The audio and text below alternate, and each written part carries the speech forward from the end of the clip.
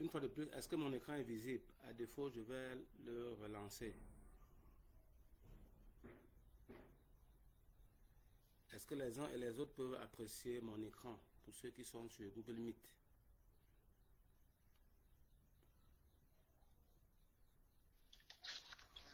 Ce n'est toujours pas visible par moi, chez moi. Ok, donc, permettez. L'écran reste noir. Ok, permettez donc que je le relance, s'il vous plaît. Alors, sinon, pour aujourd'hui, nous allons voir les modèles de valorisation et de certification. Nous allons voir les modèles de valorisation et de certification. Et dans les modèles de valorisation, nous allons voir le modèle que nous appliquons actuellement, qui est le modèle de valorisation locale. Et après, on verra le modèle de valorisation internationale. Donc là, j'ai relancé l'écran. J'espère que vous le voyez. Donc, je pense que là, maintenant, l'écran peut... Oui. Je vois l'image des petits génies. Ok, parfait. Donc, j'ai remis en charge. Je ne sais pas si c'est ça qui fait partie de l'écran. Ok. Est-ce que là, vous pouvez voir l'écran? Moi, oui. Ok, parfait. Donc, on y va donc. Donc, j'étais en train de dire, nous allons voir aujourd'hui les modèles de valorisation et de certification. Donc, on va directement aller droit au but. En introduction, nous allons partager sur des aspects qu'on a bien évidemment déjà eu à partager, en l'occurrence pendant la session sur les fondamentaux. Ça veut dire que nous allons voir la description. Et il est dit que la présentation du modèle local de valorisation et de certification comparativement au modèle international de valorisation et de certification. Donc, c'est ça en fait ce que nous allons voir aujourd'hui. Les modèles locaux et les modèles internationaux. Ça, c'est pour ce qui est de la description. Donc, le prochain volet de notre introduction, c'est ce qu'il faut, l'objectif recherché. L'objectif recherché ici est de permettre aux participants à cette certification d'apprécier l'intérêt d'adapter les concepts internationaux aux réalités locales. Donc, c'est l'objectif que nous recherchons à travers ce module sur les valorisations et les certifications. Donc, j'aurai besoin d'une voix pour que faire après ce module. Est-ce qu'il y a un volontaire pour nous le lire? Que faire après ce module? Je crois que ça s'affiche à l'écran. Que faire après ce module? Investisseurs, comprendre que la compétitivité internationale peut s'appuyer sur un financement inclusif qui met en avant les mœurs locales. Porteur d'idées, comprendre que se constituer convenablement et solidement est un facteur clé de succès, gage de la pérennité, la pérennisation. 2. Investisseurs. Rompre le paradigme de la frustration et jouer franc jeu dans le sens premier d'un partenariat gagnant-gagnant pour rompre les habitudes enracinées et totalement erronées. Porteur d'idées. Prendre acte que la valorisation d'un projet d'entreprise est quasi normale dans la logique des véritables entrepreneurs à succès. 3.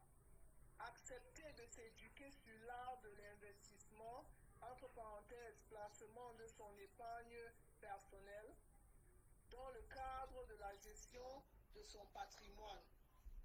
Pour le porteur d'idées, accepter de s'éduquer sur l'art du développement d'un projet de création d'entreprise pour sa réussite. Ok, merci. Donc, on a vu comment les investisseurs et les entrepreneurs peuvent être des vis-à-vis. L'un est en face de l'autre. Et autant l'investisseur doit rompre avec le paradigme de fluctuation et savoir jouer franc jeu pour un partenariat gagnant-gagnant, autant, ça c'est le 2, autant l'entrepreneur doit pouvoir se mettre dans une logique de véritable entrepreneur en série, de quelqu'un qui est préparé à pouvoir créer plusieurs entreprises. C'est ça en fait le but de la manœuvre. Donc on voit là que, comme depuis le début, nous avons deux personnes face à face, les investisseurs et les porteurs d'idées, encore appelés les entrepreneurs. Ok, donc au sommet, donc qu'est-ce que nous avons? Au sommet, nous avons, comme on l'a dit, on va voir tout de suite la valorisation locale. Après, on verra la valorisation financière internationale, pour lequel il y a un exercice. Nous allons avoir Valérie 1 pour son exposé de un résumé de la lecture et Valérie 2 pour son exposé aussi pour un résumé de la lecture. Et après, on verra deux modèles de certification. Le modèle que nous appliquons actuellement en Certivalo et le modèle MOC, Miracle of Capital, c'est un modèle chinois qu'on retrouve en Afrique, uniquement en Afrique du Sud. Alors, sans plus tarder, commençons donc avec la valorisation locale. On va encore se prêter à une voix. Peut-être la même voix tout à l'heure était intéressante. Valérie, nous t'écoutons s'il te plaît. Si tu peux bien lire l'écran. Quel est le concept de le motif de ce concept ou de ce plaidoyer, c'est quoi?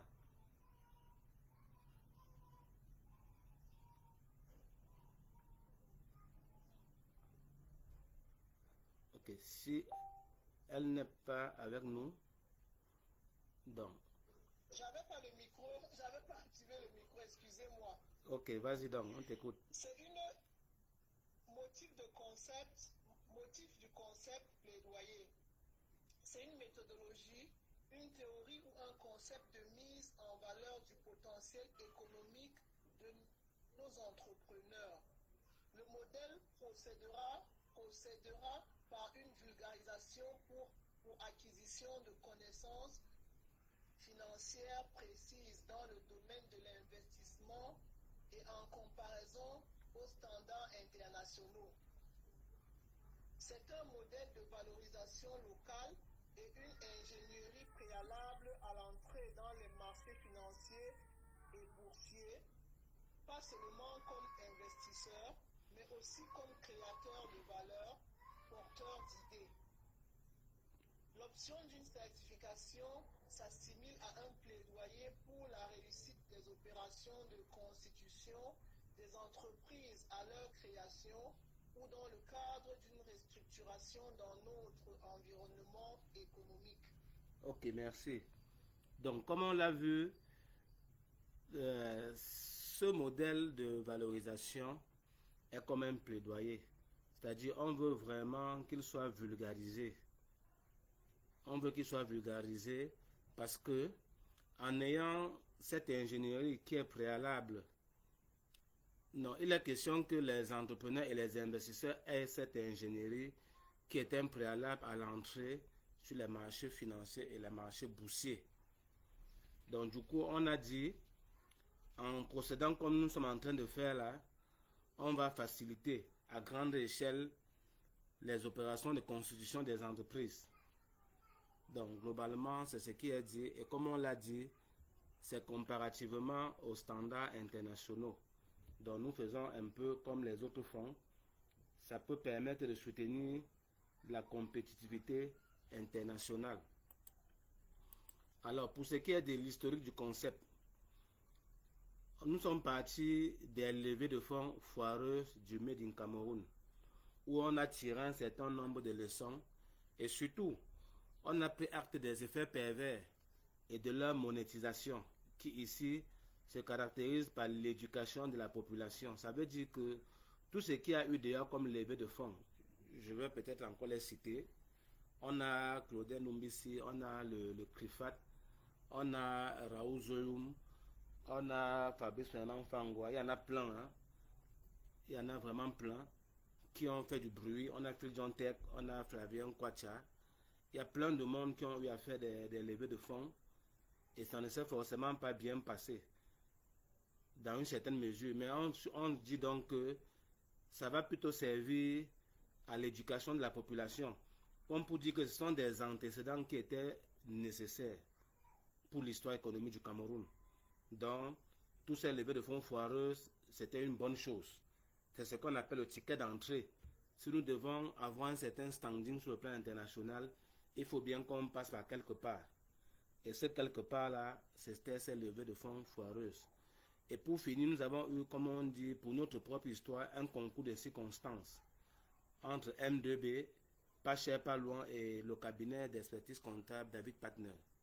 Parce qu'effectivement, suite à une mauvaise opération de sous-traitance, c'est ça? Non, de co-traitance avec le cabinet Wachu pour un audit des propriétés intellectuelles et industrielles du projet PCPL. Le promoteur du projet PCPL, Yves Thierry Ngefak, qu'on a vu dans les cas pratiques, il a dit Roland, pour cette opération de levée de fonds, je veux que le cabinet le fasse à son nom, quitte à ce qu'il sous-traite. Mais nous ne voulons plus avoir un partenaire en face à face. Nous, on collabore bien avec toi, prends le dossier et gère ton partenaire. Ce que nous avons fait, autant la co-traitance, c'est-à-dire le fait que nous avons connecté une entreprise, le cabinet Wachou et associé en direct avec PCPL, autant ça n'a pas marché, autant on a branché maintenant en mode sous-traitant. Donc nous avons pris les travaux qu'on a redonnés à David Partner, ça s'est aussi mal passé. Donc voilà comment M2B s'est retrouvé à finaliser un marché qui avait été conclu et que celui qui le cabinet M2B comptait pour faire n'a pas pu faire pour une raison X sur Y sur laquelle on ne va pas revenir. Donc voilà comment nous on s'est retrouvé en train de développer ce qui est aujourd'hui ce qui est d'abord aujourd'hui la valorisation locale puis CRT Valo. Donc comme pour dire qu'à quelque chose malheur est bon, tout simplement. Bon, pour les auteurs de ce concept, il y a moi-même et Denis Zuko. Donc le but de ce concept innovant est de contribuer à la création des mythes positifs favorables au développement de l'entrepreneuriat en Afrique. Donc ça veut dire que nous avons pensé qu'il était aussi question de créer des histoires qui pouvaient être virales ou bien partagées dans un certain milieu et que en retour il y a une dose de positivité. C'est pour ça donc que nous avons lancé. C'est pour ça d'ailleurs que pour l'opération en cours qui est certifiée de Petit Génie, nous recommandons de partager pour que les gens aient aussi des images positives. Pas positives parce que c'est positif, parce qu'en réalité dans la vie il n'y a rien de négatif, mais qu'on puisse quand même partager afin que les autres s'en inspirent, pour qu'on ait d'autres tons. En fait c'est ça. Parce qu'on se souvient qu'à l'époque du crowdfunding, ça a bien pullulé dehors, tout le monde disait parler de crowdfunding et ainsi de suite. Donc, il est aussi question que la valorisation prenne. Les théories développées, que nous avons déjà eu à voir en chapitre 3, on a vu les principes. Et en chapitre 4, en module 4, pardon, on a vu les mécanismes de ce modèle. Comme je disais, cette théorie tente d'arriver à mettre en place des mythes positifs à travers un partage de connaissances, en l'occurrence les connaissances de Denis Zuko et Roland Foucault, successivement 35 ans et 37 ans. Si on suppose que autour de 15 ans, j'ai commencé l'entrepreneuriat et que Denis autour de 13 ans ou 14 ans, lui aussi il a commencé avec l'entrepreneuriat. bon, le temps imparti ne permet pas qu'on aille dans certains détails. Donc, les co-auteurs que nous sommes, donc, nous aspirons mettre à la disposition de l'écosystème entrepreneurial un nouvel outil d'analyse des dynamiques de création et de restructuration d'entreprises dans nos économies locales. Ça veut dire que nous voulons que les uns et les autres puissent s'inspirer ou bien puissent s'aligner sur ce que nous partageons comme valeur afin que tout le monde puisse se connecter ou bien réussir les restructurations et les structurations d'entreprises.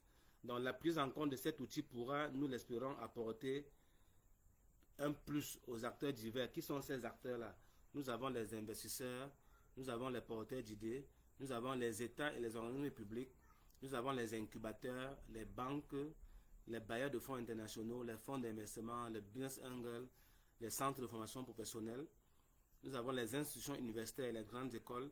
Nous avons les enseignants, les chercheurs, les consultants, les avocats, les notaires, les greffiers. La liste est extrêmement longue. Tous les acteurs, on a les acteurs boursiers, les entreprises de facilitation, les experts comptables. Donc, tout ça, c'est tout un monde qui est concerné par ces valeurs que nous voulons partager. Donc, voilà pour ce qui est des auteurs. OK. Donc, alors, quelles sont les particularités de ce modèle? Je vais donc mettre une vidéo que vous allez me confirmer qu'elle passe bien chez vous. Vous allez suivre la vidéo. Donc, confirmez-moi que le son est bon à votre niveau, s'il vous plaît. J'ai mis la vidéo. Ah, apparemment, j'espère qu'elle va jouer. Donc, vous allez donc écouter. Ok, c'est bon. Effectivement, il y a des similitudes au niveau des mécanismes, mais que les valeurs soient inférieures ou supérieures, il y a des similitudes au niveau des mécanismes. Parce qu'il y a déjà sur ce que chaque méthode permet d'obtenir un résultat différent. Parce qu'il y a déjà sur ce que chaque méthode dans la valeur, soit dans la méthodologie internationale, la technique utilisée, soit les comparables, soit les esplans, soit le patrimoine, les valeurs sont différentes. Ça va de soi. Donc, que ce soit la méthode internationale ou la méthode locale, les valeurs seront encore différentes. Ça va de soi. Maintenant, que ce soit la méthode. Alors, est-ce que vous écoutez? Les valeurs seront encore différentes. En fait, c'est ça le son. Donc, voilà. Inférieur ou supérieur. Oui, c'est presque la même chose que j'étais en train de dire. Je voulais parler, dire que comme nous n'avons pas l'habitude de faire. Est-ce que vous suivez le son qui passe? Déclaration. Nous ne payons pas les impôts comme il faut, forcément. Avec nos valeurs locales, on prend toujours nos valeurs minorées, quoi. Ce qui joue aussi sur les primes d'émission par rapport aux valeurs internationales où on déclare quand même. C'est pour ça qu'on n'utilise pas, un peu plus. La méthode. Les vrais chiffres, pas la méthode standard. Merci Arnaud. C'est pour ça que nous ne pouvons pas utiliser la méthode standard. Si on utilise la méthode standard, il y aura des frustrations. Vous vous souvenez? C'est dans l'un de nos principes. Il faut un paramètre anti-frustration. Et c'est ce paramètre-là qui permet qu'il y ait un alliage entre l'international et la locale. Parce qu'effectivement, en termes de comparaison, justement, pas de comparable, en termes de comparaison, pour un Américain, par exemple, qui va investir au Cameroun, quand il va voir une entreprise, quand il va comprendre l'entreprise, il fera facilement une similitude avec, il fera une transposition avec une autre entreprise américaine. Il faudrait qu'il se retrouve. Et quand il se retrouve, si maintenant nous ici, on ne donne pas une valeur qui est proche de celle qu'il imagine par rapport à une entreprise aux États-Unis, c'est là où va se créer la frustration. Nous, on va accepter et après on sera frustré. Maintenant, eux, comme on est à 70 ans après les indépendances, les gens sont habitués, on a eu pas mal de procès avec ces tabacs, on a eu pas mal d'investisseurs qui sont venus localement et qui sont cassés la figure. Du coup, les gens vont se rappeler que non, le Camerounais dit oui comme ça, après il va dire non. C'est donc ça, il faut contourner cet effet de frustration. Il faut contourner le fait que nous ne pouvons pas avoir des informations fiables localement. Nous mettons donc en place une méthode qui permet quand même de concilier l'international et la nationale. Donc voilà un peu ce que je dis, ou ce que nous disons.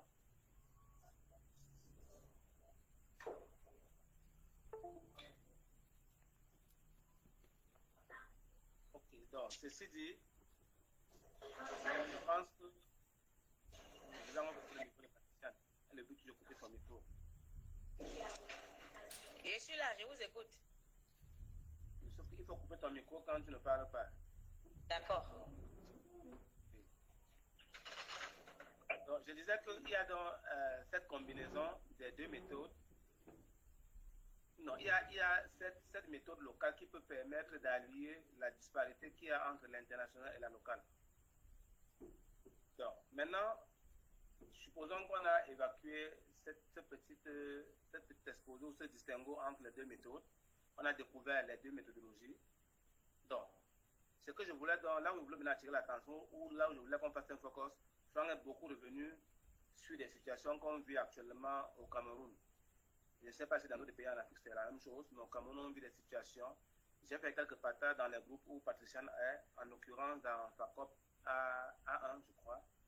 Dans FACOP A1 2016, je ne sais plus trop. J'ai fait des partages où il y a des entrepreneurs qui lèvent les fonds et que ça se passe mal. Il y en a qui fuient le Cameroun pour le Canada, la Côte d'Ivoire et ainsi de suite. Il y a pas mal de que nous connaissons, il y a pas mal de dossiers que nous gérons au tribunal.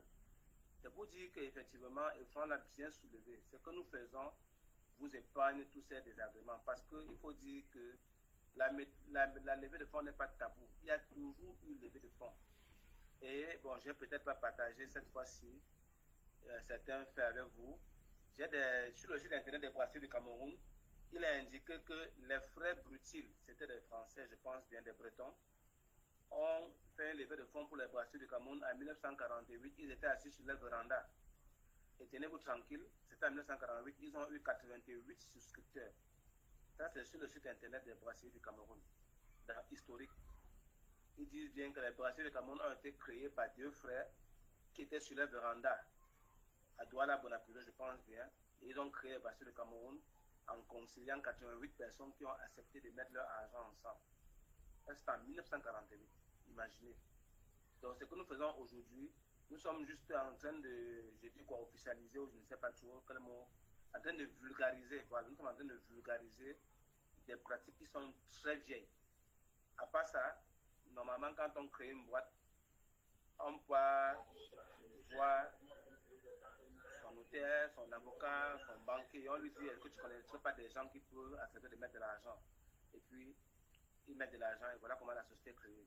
Comme pour dire ce que nous faisons, c'est ce qui se fait toujours, au-delà des brasseries du Cameroun, c'est ce qu'on fait tous les jours. Mais nous vulgarisons parce qu'on permet d'atteindre, peut-être pas 100, mais on permet d'atteindre un nombre conséquent. Donc, c'est comme je l'ai dit peut-être à un moment, c'est que pour Robin Africa, je pense qu'on va être à moins de 10 associés qu'il faut trouver, nouveaux associés à trouver. Pour ne pas dire 3 ou 4, pas beaucoup. Mais pour le Griadin, on va dépasser 50. Donc, c'est pour dire que c'est des pratiques. Maintenant, nous devons utiliser des méthodes qui permettent que d'ailleurs on puisse dupliquer. C'est tout ça l'intérêt de ce qu'on est en train de faire maintenant. Si quelqu'un d'autre a un ou deux commentaires, et puis on va avancer, ou bien on va boucler. Alors pour moi c'est ok, hein. On peut continuer.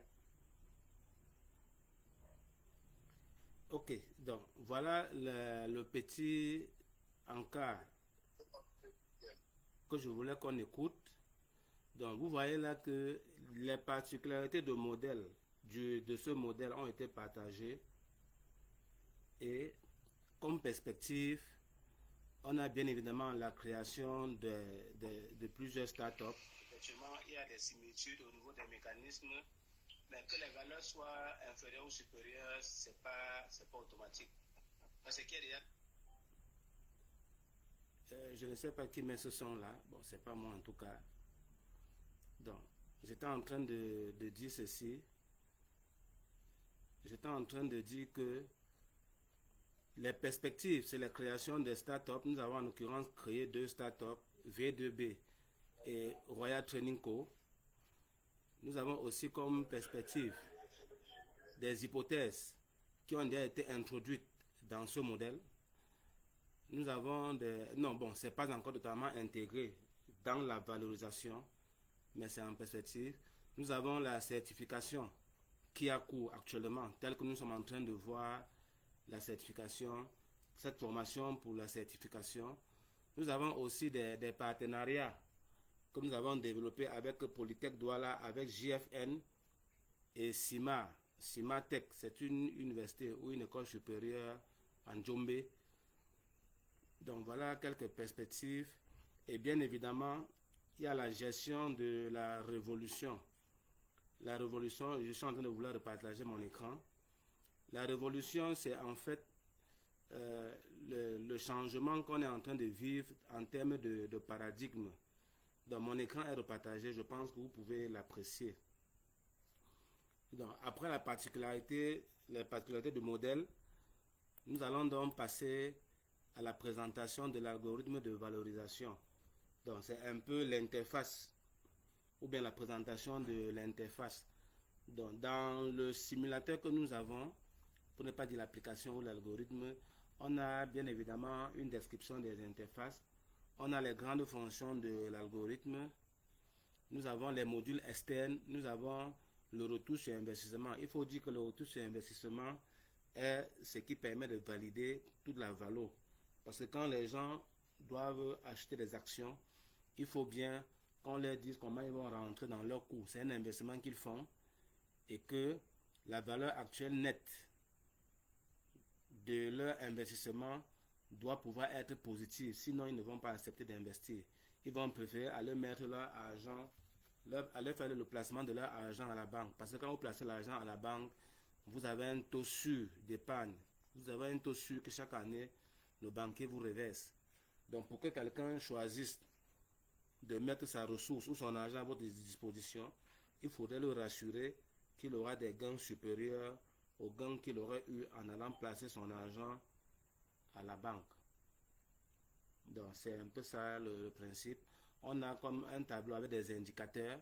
Les indicateurs que nous avons déjà eu à voir dans le mécanisme, on a le premier tour, le taux d'ouverture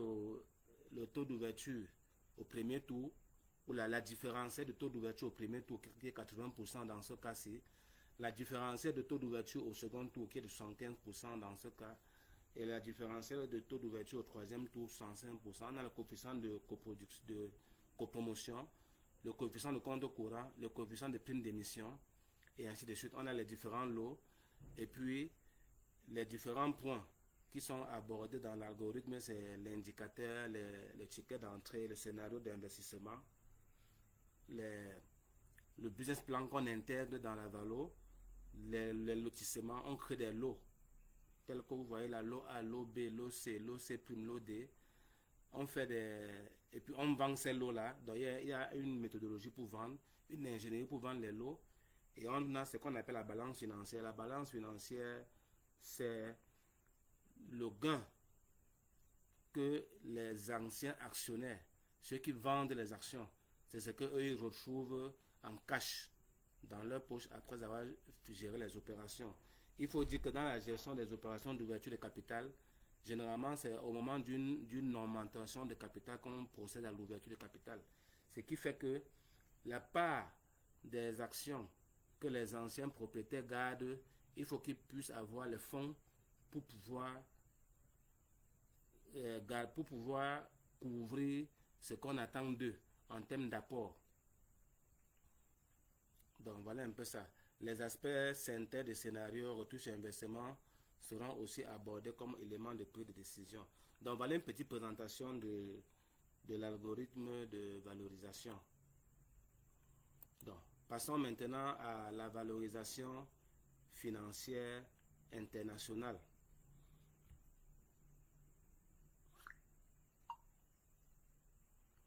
Ok, pour ce qui est de la valorisation financière internationale, j'espère que nos deux tourtereaux ou tourterelles, qui sont des femmes, sont prêtes.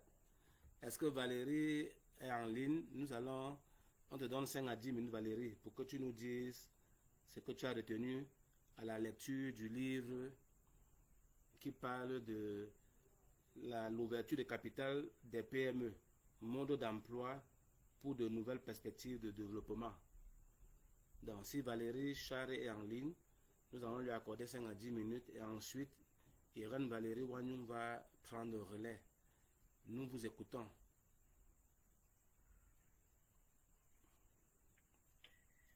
Très bien, j'ai lu, mais j'ai des difficultés à restituer.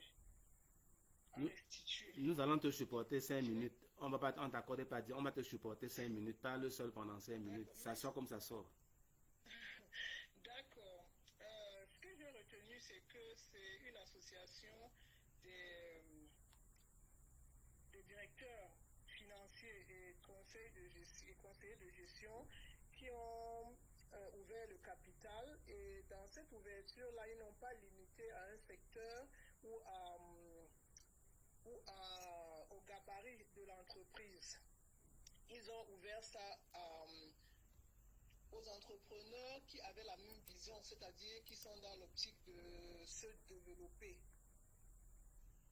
Et les conditions étaient celles qu'on a vues préalablement, qu'on a vues, je veux dire, par les autres exposés. C'est-à-dire quoi, par exemple, je veux dire, la confiance qu'il faut établir, quoi. La confiance qu'il faut établir entre les gérants de l'entreprise. Les nouveaux, ceux qui rachètent, si je peux parler ici, les actions, ils doivent remplir certaines conditions par rapport à la crédibilité, parce que pour qu'une société soit prospère, il faudrait qu'il y ait des garde-fous. Voilà ce que j'ai retenu, TBM. Ok, merci. Les cœurs, s'il vous plaît. S'il vous plaît, jaloux. Donc, on va mettre les cœurs. Valérie, toi, voilà. Donc, merci. Bravo à toi. Est-ce que Irène Valérie est en ligne? Je doute fort. Ok. Apparemment, elle n'est pas en ligne. Donc, tout de suite là dans le groupe, je vais partager son apport. Je ne sais pas quel volontaire va nous le lire. Je partage dans le groupe. Il faudrait un volontaire pour le lire. Peut-être ça va être le boss ou le coach, I don't know. Donc, elle a fait 2 apports. Je partage l'apport qui concerne Petit Génie, qui est à peu près la même chose que l'apport générique. Donc, je le mets dans le groupe tout de suite. Si une personne peut lire, ce serait bien. Donc, boss, je peux compter sur toi pour nous lire cette note de lecture, s'il te plaît. Nous t'écoutons. Aucun souci. Balance donc. Ok. Tu as envoyé ça où? Envoie-moi ça en type alors. Ou alors ici. Oui, c'est dans cette alors. Regarde le groupe. C'est dans le groupe déjà. Envoie-moi dans le truc. Si tu peux faire ça, s'il te plaît, en idée. Ok. Je t'envoie ça dans un inbox. Il n'y a pas de souci.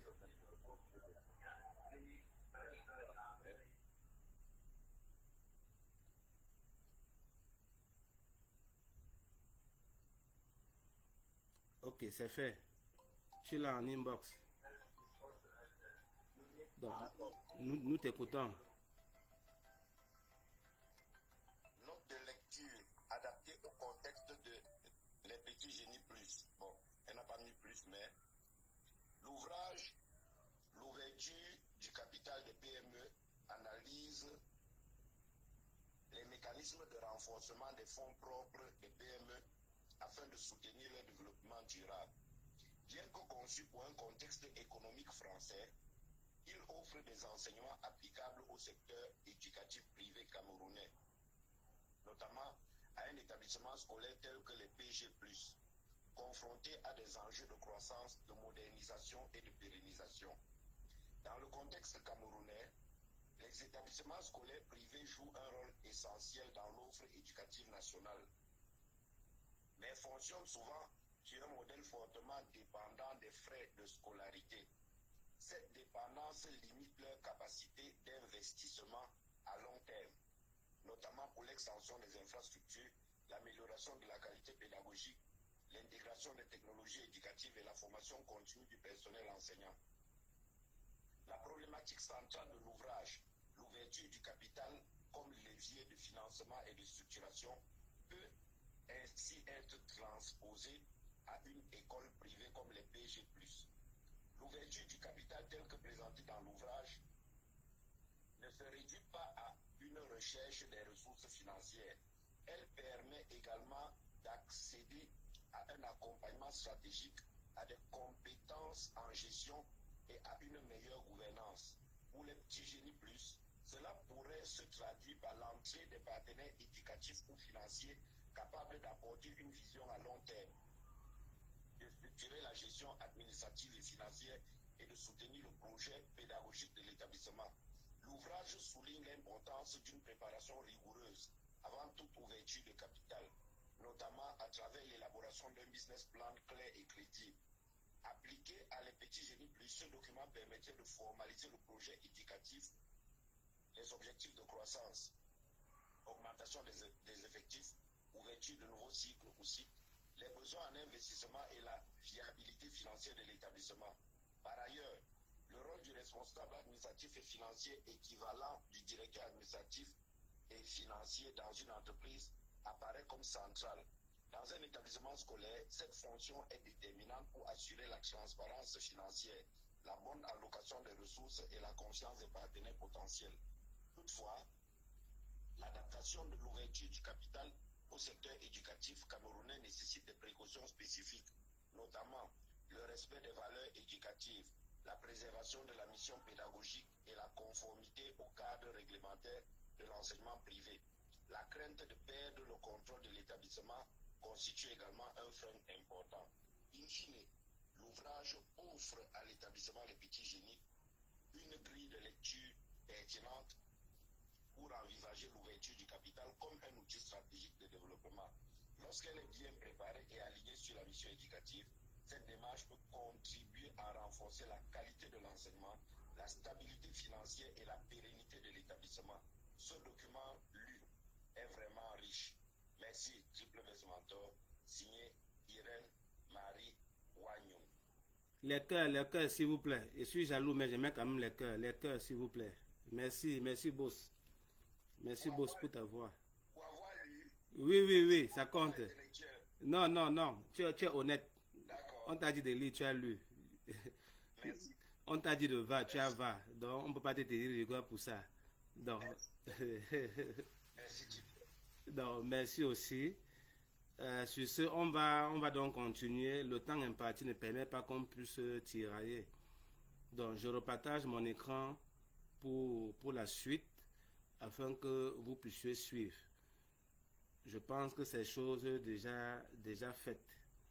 Donc, dans la suite, après cette restitution, nous allons donc voir la présentation générale du modèle international tel que nous l'a proposé le directeur général de M2B, Franck Guifot. Nous avons sa présentation. Donc lui nous dit le financement d'une entreprise pour sa compétitivité internationale est une problématique qui requiert en temps opportun un préalable de valorisation. Donc ça veut dire que pour qu'une entreprise soit compétitive à l'international, il faudrait quelque part dans son parcours, il y a eu de la valorisation. Et cette valorisation est rendue nécessaire par l'ouverture du capital. Parce que, comme on ne le dira jamais assez, la valorisation est faite lorsqu'on veut vendre. C'est lorsqu'on veut vendre, un peu comme pour les terrains. C'est lorsque vous voulez mettre le terrain en garantie qu'on vous demande l'expertise immobilière. Ou bien vous voulez vendre. Les acheteurs ont besoin d'avoir quelle est l'idée du prix du marché avant que vous puissiez discuter. C'est ce qu'on appelle la mercurière. Il y a une mercurière officielle, mais n'empêche qu'on vous discutez. Le prix peut être en deçà de la mercuriale ou ça peut être au-dessus de la mercuriale, ça dépend. Parce qu'après tout, c'est un arrangement. Mais dans le cas de la valorisation, tout est balisé. Donc la valorisation est rendue nécessaire par l'ouverture du capital à de nouveaux actionnaires. Ça peut être en vue d'une fusion, ça peut être en vue d'une acquisition, ça peut être en vue d'une cession, ça peut être en vue d'une entrée en bourse, ça va dépendre. Donc il est question d'approximer au mieux la réalité économique j'ai la détermination d'un prix de marché de la part de l'entreprise afin d'intéresser les personnes désireuses. Et vous verrez que j'ai mis personnes désireuses en jaune. Ça n'apparaît pas peut-être pas sur l'écran que vous avez. Et ces personnes désireuses de rejoindre la barque fort du gage d'un futur glorieux. Donc parce qu'on leur a promis que ça va bien se passer dans le futur, en l'occurrence à travers le ROI, Return on Investment, que j'ai expliqué tout à l'heure, c'est-à-dire que il faudrait que les gars soient certains qu'en mettant leurs ressources à disposition du projet, en prenant des participations, il y aura une production en termes de taux de rendement supérieur au taux d'intérêt bancaire. Ça, c'est le principe en finance. C'est ça qu'on appelle un futur glorieux. Et ces personnes désireuses, c'est une cible. Et dans le cas de Certivalo et même de la certification internationale, cette cible doit être connue. Si on ne la connaît pas, on doit faire un profilage. Ça veut dire que lorsqu'on fait l'ouverture de capital, lorsqu'on fixe le prix, il faut qu'on ait le profil. Qui est capable d'acheter? On doit bien dessiner ça. Au point où on commence à rechercher les gens qui correspondent au profil que nous avons défini. Donc, généralement, c'est comme ça que ça se passe. En point 3 dans cette présentation, ainsi que ce soit pour des fins spéculatives ou un désir d'avoir l'entreprise en portefeuille, ou même, non, que ce soit pour des fins spéculatives, un désir d'avoir l'entreprise en portefeuille ou d'y exercer un contrôle, les investisseurs sont toujours la cible de l'évaluation de l'entreprise. Un exercice qui va au-delà des contraintes comptables internes, dont la valorisation va au-delà de l'évaluation de l'entreprise. C'est l'évaluation qu'on appelle les contraintes comptables internes. Dans la valo, il y a une magie dans la valo si vous voulez. Donc, on a encore un autre encas qu'on va suivre. Là-bas, c'est le DG qui fait son point. C'est assez long, on ne pourra pas tout suivre. Mais je pourrais mettre dans le groupe le lien qui dirige vers cet extrait que nous allons suivre tout de suite. Donc, soyez attentifs. C'est aussi une description générale du livre, tel que le DG l'a lu. Merci, on va écouter ensemble. J'espère que tout le monde se porte bien. Ça va. Toujours. Ok. Bon, mets ton laptop là en soutien. Bon, on a partagé avec vous un document qui présente un peu de façon, je vais dire, légère le processus de levée de fonds. Dans le document, ils mettent plus l'accent sur la levée de fonds et vous expliquent les préalables. Parce que justement, les gens, les entrepreneurs camerounais en particulier, ou africains, ont tendance à se dire que quand on veut lever les fonds, c'est arbitraire. Tu te lèves un matin, tu dis je veux lever les fonds, sans savoir effectivement pourquoi. Tout à l'heure, Patricia, tu as dit quelque chose, tu as parlé du choix du type d'investisseur. Oui. Le type d'investisseur, c'est la clé. Et justement, beaucoup de personnes lèvent les fonds sans se poser cette question-là. Quel est le type d'investisseur que tu recherches? Ces derniers jours, je crois, nous sommes en train de vivre une histoire d'un entrepreneur camerounais qui est justement un peu tombé dans ce piège-là, où il lève des fonds et c'est quand il y a les problèmes qu'il réussit qui connaît même qui était son investisseur. Nous ne sommes pas encore dans les entreprises cotées en bourse pour dire qu'on n'a pas besoin de se connaître. Nous sommes encore dans, j'ai envie de dire, il y a un peu un côté familial dans nos entreprises. Et du coup, nous devons de se connaître.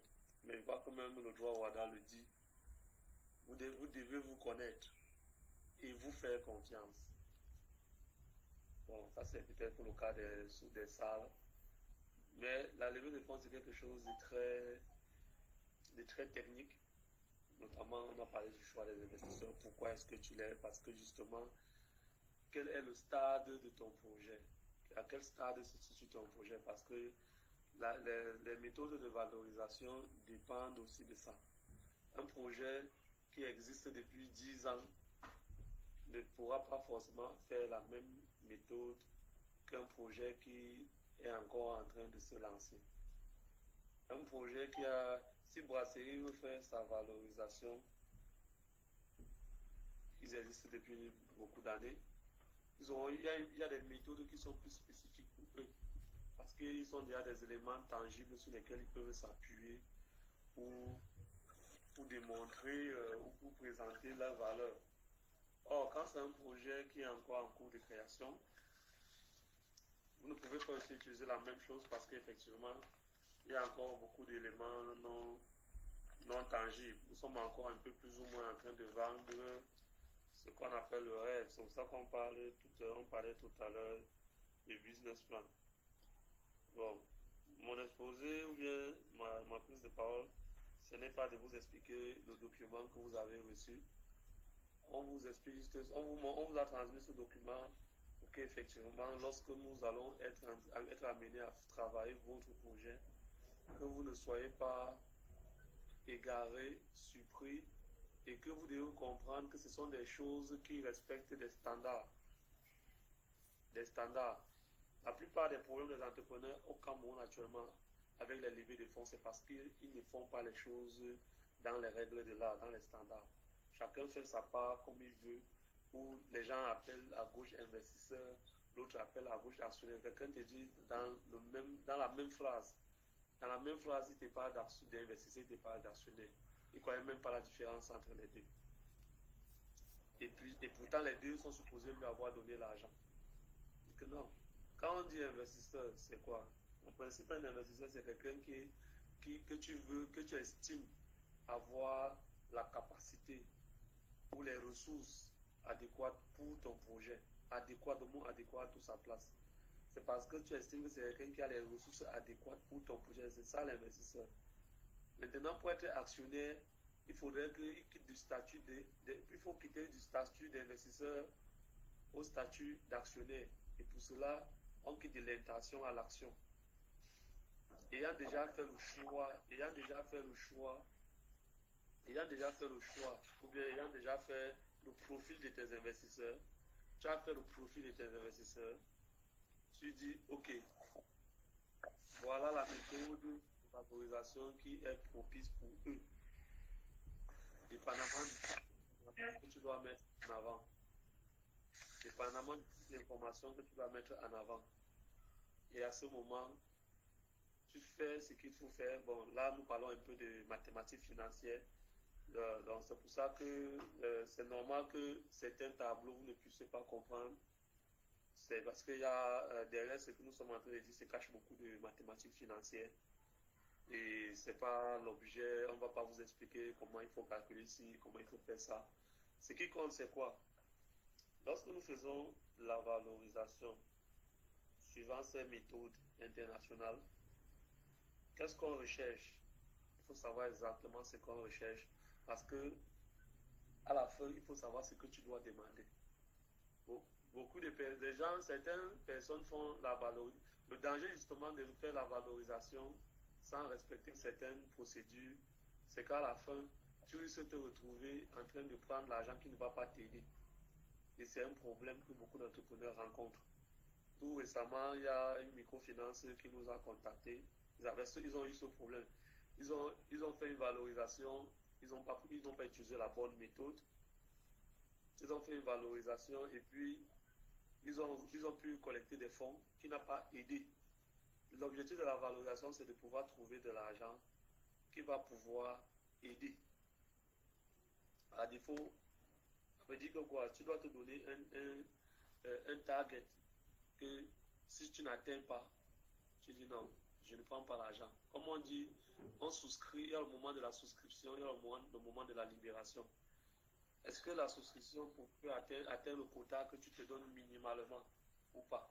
Et c'est ce qui se passe. Vous voyez, les gens font des valorisations après, ça n'arrive pas à bouger d'un pouce. Et il faut déjà qu'ils commencent à rendre compte, ou il faut encore qu'ils passent à la deuxième phase de la valorisation, parce que justement, vous devez aussi comprendre que les valorisations peuvent se faire à plusieurs stades.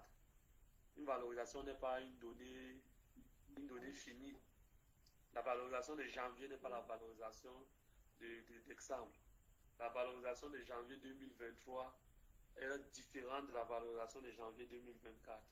Parce que de 2023 à 2024, il y a eu beaucoup de choses qui se sont passées. Sur tous les aspects, que ce soit sur l'aspect du marché, que ce soit sur les aspects économiques, que ce soit sur les aspects monétaires, que ce soit même sur ça peut être des risques sanitaires, des risques, des guerres, et beaucoup de choses peuvent influencer. Donc du coup, qu'est-ce qu'on recherche? Donc, avant d'arriver sur les méthodes, il faut d'abord que vous devez comprendre ce qu'on recherche lorsque nous faisons la valorisation. Il y a des indicateurs, je ne vais pas tout vous lister, mais je vais vous citer les plus importants. Les plus importants, on recherche ce qu'on appelle les free cash flow disponibles pour l'entreprise. Les free cash flow disponibles, c'est quoi? Pour l'entreprise. Les free cash flow disponibles pour l'entreprise, c'est quoi? On te dit, tu as une entreprise qui génère des cash flows. Et ensuite, tu dois payer toutes tes charges. Ça veut dire quand tu parles de charges, on parle du personnel, on parle des impôts. Et à la fin, tu as ce qu'on appelle les free cash flow disponibles pour l'entreprise. Donc, c'est l'argent que tu as, que l'entreprise détient après avoir géré toutes ses charges. Ça n'inclut pas les charges financières. Après avoir déterminé les free cash flow, on doit maintenant déterminer les free cash flow. Après avoir déterminé les free cash flow disponibles pour l'entreprise, on doit maintenant déterminer les free cash flow disponibles pour les actionnaires. Pour les actionnaires. Quel est l'argent disponible pour les actionnaires? Ça doit se faire justement après déduction d'un crédit, si vous avez pris du crédit. Parce que l'argent disponible pour les actionnaires ne doit jamais prendre en compte les crédits. Et ensuite, nous devons pouvoir déterminer ce qu'on appelle la valeur de l'entreprise et la valeur de la dette, s'il y a une dette, et la valeur d'une action. Voilà la clé. Voilà même ce qu'on recherche, c'est la valeur de l'action.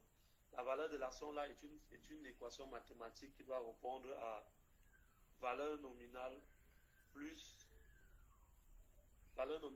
prime d'émission. Le mot prime d'émission, il faut bien retenir le terme prime d'émission. La valeur nominale d'une action doit répondre à la formule mathématique valeur nominale plus prime d'émission. La valeur nominale, c'est une valeur connue. Je crois dans les transferts au hasard, c'est 10 000, la valeur nominale. Et la prime d'émission, c'est dans la prime d'émission qu'on doit pouvoir trouver toutes les liquidités nécessaires pour... C'est là-bas où, comme on dit, tout ce qu'il faut comme ticket d'entrée, tout ce qu'il faut pour boucler le programme de financement, tout se gère dans la prime d'émission. Donc, s'il faut une somme qui doit être remboursée aux actionnaires afin que les nouveaux, aux fondateurs, afin que les nouveaux investisseurs soient au même pied d'égalité, ça va se gérer dans les primes d'émission. Donc, c'est un audio qui est pas mal long. Je vais à la fin, en moins peut-être 1 minute, pour qu'on suive la fin. Après, vous aurez le lien dans le groupe pour suivre en entièreté. C'est 30 minutes. Là, je crois que nous venons de suivre environ 10 minutes. Paragraphe qui concernait les transactions comparables, parce que je me suis dit que ça ne nous concernait pas du tout, en fait. Voilà. Oui, non, les transactions comparables, c'est vraiment pour les entreprises de grande taille. C'est vraiment pour les grandes tailles. Pour votre cas, je crois que c'est les DCF, le free cash flow, qui est le plus adapté. Ouais. Et puis, on peut peut-être... un peu de patrimonial, peut-être. On peut peut-être nuancer avec... les multiples comparables pour faire une sortie de clé. Mais comme je l'ai dit, la clé, c'est quelle est l'information, quel est le type d'investisseur vers qui on veut aller, parce que c'est ça qui doit pouvoir déterminer nos choix de méthode en fonction de leur niveau d'exigence, en fonction de leur niveau de susceptibilité. La clé, c'est le projet, quoi. Le projet, le business plan qui lui est attaché. C'est quand même la Voilà, clé. le business plan. La clé, c'est le business plan qui est attaché. La méthode DCF porte ces informations dans le DCF. Dans le business plan. Dans le business plan, c'est ça. Oui. Il faut que les investisseurs, les éventuels investisseurs adhèrent au projet, quoi. Et qu'ils le comprennent bien. En fait, c'est ça. C'est ça la clé, en fait. Effectivement. Pour résumer, moi, je ramène tout un peu à notre situation, mais... Ok, donc, voilà pour ce qui est de cette méthode internationale. Et comme cas pratique qu'on a vu à la session précédente, c'est le cas Fish & Co, pour lequel on a utilisé la méthode internationale pour faire la valorisation d'un projet d'aliments pour poissons et autres animaux. Ici à Douala, à Kendek, bon, dans le littoral à Djibamba, à Kendek. C'est un projet qui est assez costaud, pour lequel nous avons fait une valorisation qui a été certifiée par le cabinet international PricewaterhouseCoopers. Donc voilà pour ce qui était des modèles de valorisation. Je vais peut-être prendre une pause de 3 à 4 minutes ou 5 minutes maxi avant qu'on ne passe au modèle de certification, et que quelqu'un aurait une question ou une remarque, auquel cas nous allons prendre. Donc je vais laisser peut-être le boss Erika être modérateur. Si quelqu'un a un mot à dire, quelqu'un voudrait partager quelque chose, moi je ne vois pas l'écran. Je passe la parole à Erika, merci. Pour 5 minutes, merci. Merci TBM. Je crois que la parole est libre à qui veut la prendre, pourvu que cela se fasse en ordre, quoi. Merci.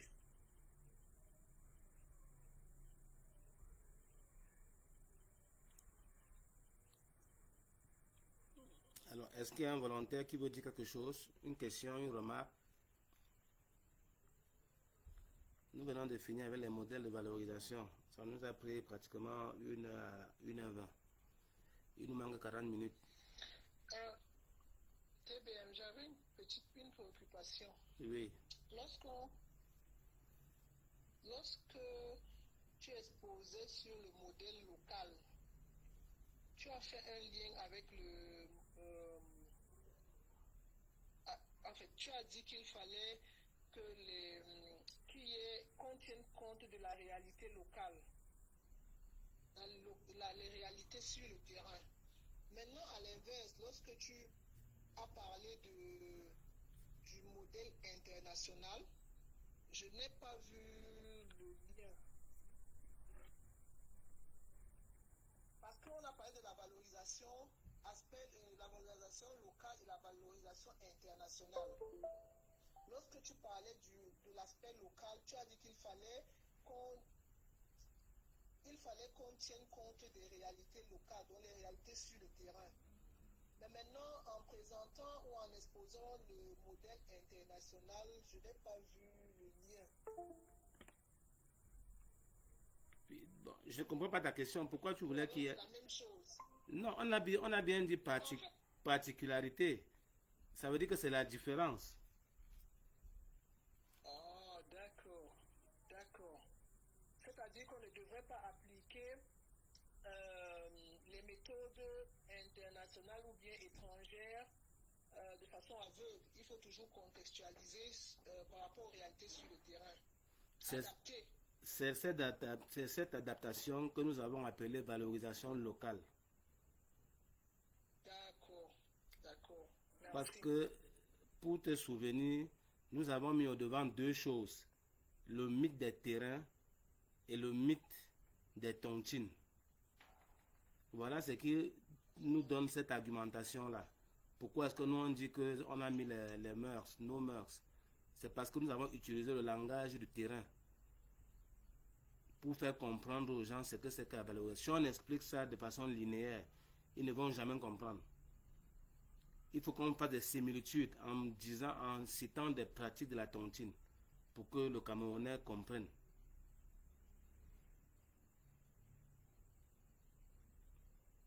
D'accord, merci. Merci TBM. Ok, donc, on va avancer. Donc, le premier modèle de certification que nous allons voir, c'est encore le modèle local que nous avons appelé Certivalo. Alors, présentation générale de Certivalo. Il sera question de partager une méthodologie, une théorie ou un concept de mise en valeur du potentiel économique de nos entrepreneurs. Pour cela, 8 sessions de formation, c'est-à-dire 40 heures de cours sur 38 chapitres, permettent d'acquérir les connaissances financières précises dans le domaine de l'investissement et en comparaison aux standards internationaux. Donc voilà ce que Certivalo permet de faire. L'objectif de cette certification est d'outiller et de doter les participants d'une ingénierie préalable à l'entrée dans les marchés financiers et boursiers. Pas seulement comme investisseur, mais surtout comme créateur de valeur. L'enjeu capital dont cette certification fait le plaidoyer est la réussite des opérations de construction des entreprises. On l'a déjà dit plusieurs fois. Il faut que ça rentre. Il faut que les constructions des entreprises réussissent. Que ce ne soit plus des échecs où on traîne des frustrations sur des années. C'est tout ça le truc. Voilà ce que Certivalo permet d'apporter. Donc, dans le cadre d'un projet pris en charge par notre cabinet, M2B, nous permettons ainsi à une vingtaine de personnes, c'est-à-dire les potentiels investisseurs, de bénéficier directement de cette formation avec la possibilité d'aboutir à la certification. C'est ce que nous sommes en train de faire maintenant. On a dit à Petit Génie, donne-nous une vingtaine de personnes en direct. C'est eux qui sont là maintenant en train de suivre cette formation. Qui peut arriver à la certification? Je crois que là, dans la suite, on va expliquer ça. Donc c'est ça. Le but est de donner l'occasion aux participants de mieux comprendre et apprécier certains rouages du montage d'un projet structurant qui a un impact social énorme et qui par conséquent doit aussi garantir la disponibilité des ressources à travers une mobilisation qui se veut disruptive. Tout à l'heure, vous avez suivi le DG Franck Guifolo dire, on doit connaître la cible, on doit adapter la méthode. C'est vrai que nous, notre modèle de valorisation locale, c'est une méthode. À l'international, il y a plusieurs méthodes. Il y a les comparables, il y a les DCF, il y a la méthode patrimoniale. Donc, à l'international, il y a plusieurs méthodes dans le modèle international. Mais nous avons une seule méthode, qui est bien sûr un peu hybride, parce que vous retrouverez ça dans le truc international. Nous avons juste teinté avec des choses de notre environnement local. L'engagement de chaque participant pour s'approprier les connaissances doit pouvoir être à la taille des engagements déjà pris. C'est un peu ce qu'on vit avec Valérie. Donc elle est vraiment engagée parce qu'elle a déjà eu à prendre des engagements avec Petit Génie, ou bien elle veut en prendre davantage, ou bien elle a ses ambitions personnelles de gestion de son propre patrimoine. Et pour ça donc, il faut qu'elle comprenne comment ça se passe. Maintenant, elle n'a pas mis toutes ses ressources à Petit Génie. Elle a mis d'autres ailleurs, ainsi de suite. Et elle va davantage continuer à mettre.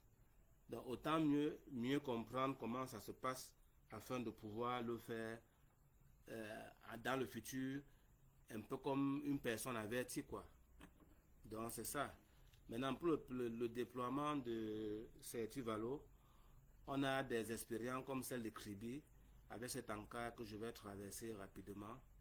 Nous avons pu avoir une planification de programme qu'on partage de temps en temps, mais on n'a pas pu obtenir la lettre de Petit Génie. Une lettre à l'image de celle-ci. Donc, invitation à la suite de rencontres personnelles, ainsi de suite. Bon, c'est une invitation pour que Certivalo soit officiel. On n'a pas pu obtenir cela de Petit Génie, malgré les insistances. Eric, bon, il était occupé. On accepte ça comme ça. Voilà une image de comment ça s'est passé à Kribi. C'était une formation physique. Et bien évidemment, quand c'est physique, comme la première session de Petit Génie, elle était physique. Ici, c'était pendant 5 jours à Kribi, à la délégation départementale pardon, des petites et moyennes entreprises. Donc, voilà un espace. Quelqu'un demande le lien Facebook. Le lien Facebook, ça sera à la fin. Il y a un lien qu'il faut cliquer dessus. C'est en train d'enregistrer. Après, on partagera ça sur YouTube. Ou bien le lien là sera toujours actif. Donc, voilà pour ce qui est de Certivalo. Donc, je vérifie quand même si ce lien là passe. Maintenant, nous avons Miracle of Capital. Ok, le lien est en train de passer. L'enregistrement se passe bien. Miracle of Capital qui est une initiative chinoise. Je vais prendre un volontaire pour lire, s'il vous plaît. Est-ce qu'un volontaire peut lire? Que quelqu'un écrive à ceux qui a écrit dans le groupe. Moi, je ne peux pas écrire. Qu'elle se connecte sur Google Meet, s'il vous plaît. Écrivez ça dans le groupe. Que Yolande se connecte sur Google Meet. Merci. Information sur Mock Capital et le programme Miracle of Capital. Le programme Miracle of Capital, entre parenthèses MOC, MOC, lancé le programme Miracle of Capital, lancé par MOC Capital Behead, est une initiative internationale qui relie entrepreneurs et investisseurs. Il vise à fournir des formations, du mentorat et des opportunités de levée de fonds. Ok, continue s'il te plaît. Je ne vois plus l'écran. MOC, oui, vas-y, on t'écoute. Mock Capital Behead est une société holding d'investissement basée à Kuala Lumpur, incorporée en juillet 2013. Elle est à l'origine du programme Miracle of Capital qui accompagne les entrepreneurs dans la structuration financière et la préparation à l'IPO. Ok, donc ça c'est la présentation de MOC Capital et le programme Miracle of Capital. Donc MOC Capital Behat, c'est la société, c'est une holding, disons un peu comme M2B, disons ça comme ça là, qui a été créée, qui a été immatriculée à Kuala Lumpur. Et là vous comprenez qu'en fait il y a plusieurs entreprises dans les entreprises. Parce que ce programme est né en 2009. Mais c'est en 2013 qu'ils ont officialisé à travers MOC Capital Behat, qui est différent de MOC, du programme MOC. Et le programme MOC accompagne les entrepreneurs dans la situation financière et la préparation à l'IPO. L'IPO, c'est l'offre publique d'achat, non, l'offre publique de vente. L'offre publique de vente, c'est-à-dire lorsqu'on veut mettre des actions en bourse, on propose donc ces actions-là au public. C'est ça qu'on appelle le IPO. Ce sont des termes du monde financier. Donc voilà pour ce qui est de la présentation de Miracle of Capital et du programme lui-même. Le fondateur, c'est le docteur Wong Jie-Siang, fondateur et CEO de Miracle of Capital Behat, ancien directeur général de Commerce Net Singapour entre 2000 et 2010, consultant pour la SNSG Consulting Group, certainement un truc très connu, actif dans le capital risque et le private equity en Asie et en Afrique. C'est-à-dire que c'est quelqu'un qui est habitué à prendre des actions dans les entreprises en Asie et en Afrique. Et il a formé plus de 4500 entrepreneurs dans au moins 15 pays via 240 sessions. Via plus de 240 sessions. C'est comme là, aujourd'hui, nous étions en train de programmer la 11e formation de Certivalo. Parmi lesquelles la 6e formation, par exemple, c'est la formation avec Yolande Lanken. Je ne sais pas si elle nous a rejoint, mais il y a un bruit quand quelqu'un nous rejoint. Si elle était en ligne, elle est en ligne pour Certivalo de Petit Génie pour comprendre comment ça se passe. Nous, elle était normalement en 6e position. Je crois que Petit Génie est en 7e position. Donc nous avons déjà comme ça 11 formations. Il y a une formation qui a été programmée à Ngoulemakon. C'est là avant Ebolova, de Samilima et Ebolova. Et ça ne s'est pas encore passé. Donc nous en sommes à la 11e session qu'on a en programme. La 11e formation. Et chaque formation a 8 sessions. On en a déjà fait à Kribi, on en a fait à Douala, on en a fait à Yaoundé pour Petit Génie, pour B-Solution et ainsi de suite. Donc il y en a pas mal dans les pipes qu'on est en train de suivre. Donc objectif et fonctionnement du programme.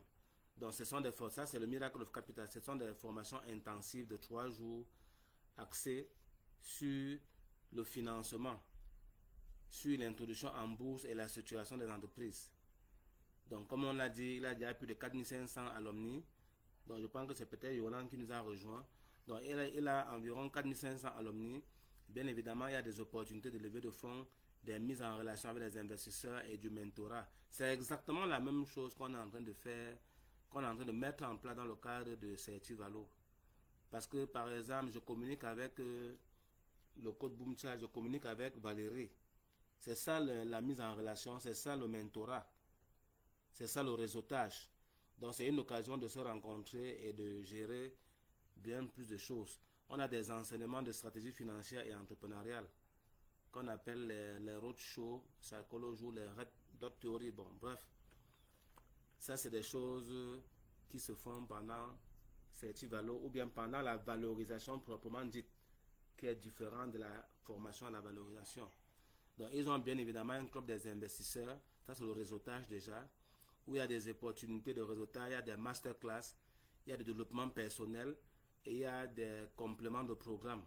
Et comme vous avez vu, ça n'affiche pas, eux aussi, ils ont 2 types de cibles pour Miracle of Capital. Il y a les investisseurs et il y a les entrepreneurs. Donc exactement comme nous. Et depuis 5 ans que nous travaillons sur Certivalo, sur la Valo, puis Certivalo, nous on ne savons même pas que ce programme existait. Donc c'est vraiment un peu hasard, concours de circonstances. Comme pour dire que les mêmes problèmes, on réfléchit bien, on aura les mêmes solutions. Le capitalisme, c'est le bon sens, je ne le dirai jamais assez. Le capitalisme, c'est le bon sens. Maintenant, qui sont-ils? Bon, ils font des courses, des cours sur l'importance de la valorisation et les stratégies de désinvestissement. Ils font la structuration des entreprises. Ils font les plans de succession, les cadres de plans de succession. Ils font la compréhension. Donc, on understanding and creating an investable business. Donc, ils rendent les business investissables et d'autres diligences pour que l'entreprise ou le projet. C'est exactement ce que M2B fait. Ils font le projet de financement des projets et des entreprises. Ils font la philosophie de création de richesses, un peu comme l'école de création de richesses que Eric a à Etoameki. Donc, il y a des cours sur la philosophie de création de richesses, la façon de penser, les roadshows, psychologie, c'est-à-dire comment est-ce que les investisseurs réfléchissent, on vous forme dessus. Et bien évidemment, la mise en relation et le management. Donc, c'est un centre de cela, je suis à droite de l'image. Centre de formation, incubateur et accélérateur, connexion globale, opportunité d'investissement, financement de démarrage, bref, il n'y a que des opportunités. Donc nous avons 2 vidéos qui ne sont pas longues, on va suivre les 2 vidéos. La première vidéo, c'est celle qui est en noir sur votre écran, on l'écoute.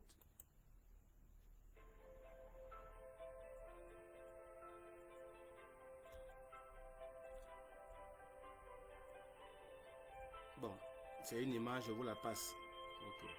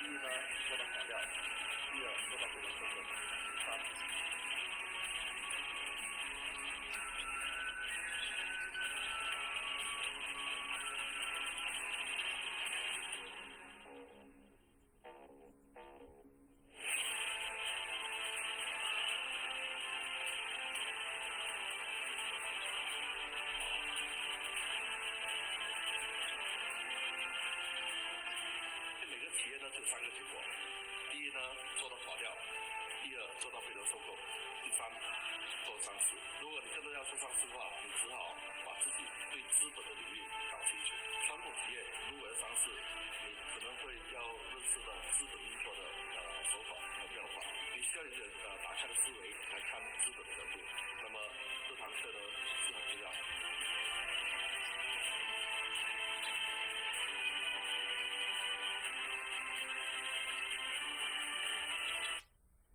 Ok, donc voilà la première vidéo. Je vous passe la seconde vidéo. Bon, là-bas il n'y a pas de son, il n'y a que les images que vous pouvez apprécier.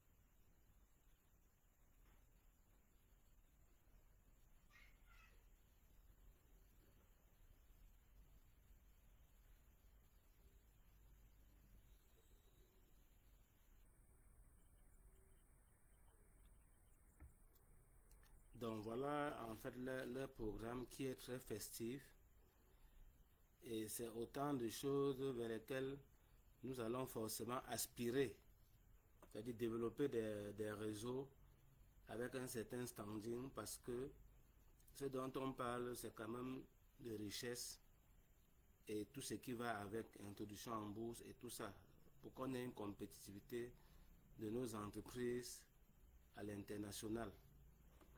Donc, voilà globalement ce sur quoi on devait échanger aujourd'hui. Je vous remercie. Voilà globalement ce sur quoi on devait échanger aujourd'hui. Je vous remercie de votre attention. Donc, la parole est maintenant... je repasse la parole au modérateur pour nos mots de clôture. On a encore 20 minutes. S'il y a des questions, je suis preneur. Merci. À vous la parole. Bon, mettez le cœur, hein. Moi j'en veux.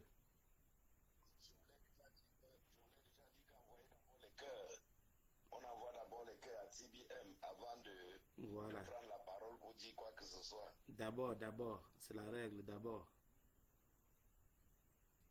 Ok, donc, merci. On envoie encore comment on envoie encore comment les 3 points. C'est pourtant qui vient à peine de se connecter envoie derrière les cœurs. Je me demande bien sur quelle base il envoie les cœurs. Monsieur dit, montrez-moi comment on envoie les cœurs. Je vais envoyer aussi. On est dans un environnement entrepreneurial, il faut payer pour une formation. Ah, il faut voir un IB. On peut commencer par la gratuité, non? Regarde juste en bas là, tu vois un petit bouton avec une image de quelqu'un qui sourit. Tu appuies dessus, ça va t'ouvrir. Tu appuies dessus. Et là, tu vas voir, oui, maintenant tu es en train d'envoyer les cœurs, c'est bon. Tu peux envoyer les fleurs également, tu peux applaudir. C'est pas là, en fait. Si tu appuies, ça vide ton compte, c'est ton problème. Attention. Faut pas appuyer l'autre, ça vide ton compte. Non, attention. C'est la joie d'avoir suivi la... C'est la joie d'avoir suivi la formation. Envoie, tu déposes juste à OM là. D'accord. Très bien reçu. Voilà. Ok. Est-ce qu'il y a donc la parole à qui veut la prendre? Eric, vas-y, coordonne s'il te plaît. Non, on a dit qu'on les a les uns et les autres interagi et puis réagi, si je peux dire. Et puis, moi, je vais pouvoir clôturer. Tu as dit qu'il nous reste encore 14 ou 15 minutes. Oui. C'est vrai qu'on n'est pas obligé d'épuiser cela, mais que les uns et les autres donnent leur avis. Et après ça, on va pouvoir clôturer la session d'aujourd'hui pour que TBM puisse se jeter sur d'autres projets. On connaît ô combien sont précieuses chacune des secondes de ta journée. Ok, merci. Allons-y donc. Qui veut parler?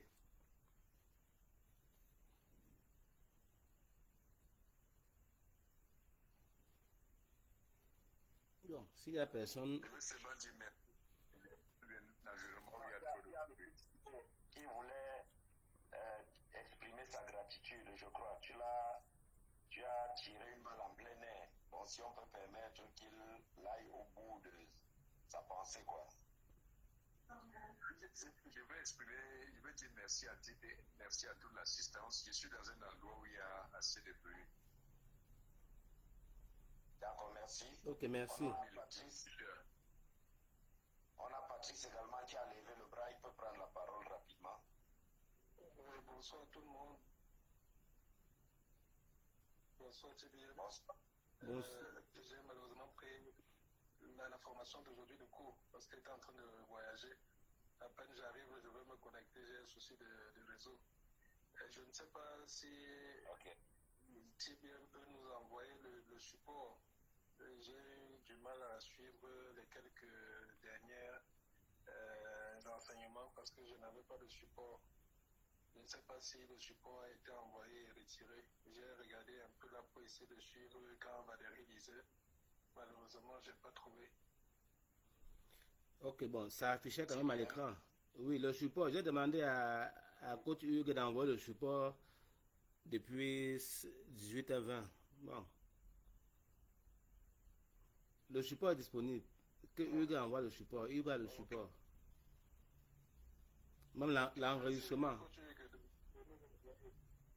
Là, ça permettra peut-être demain à tête reposée de revenir sur ce qu'on a eu à faire et essayer de se mettre à la page pour que lundi prochain, on ne soit pas trop à l'écart. Non, sans souci. Le support est disponible. Même le replay, vous avez les audios dans le groupe. Et on a l'enregistrement vidéo qui sera disponible cette nuit ou demain matin en ligne. Vous l'aurez.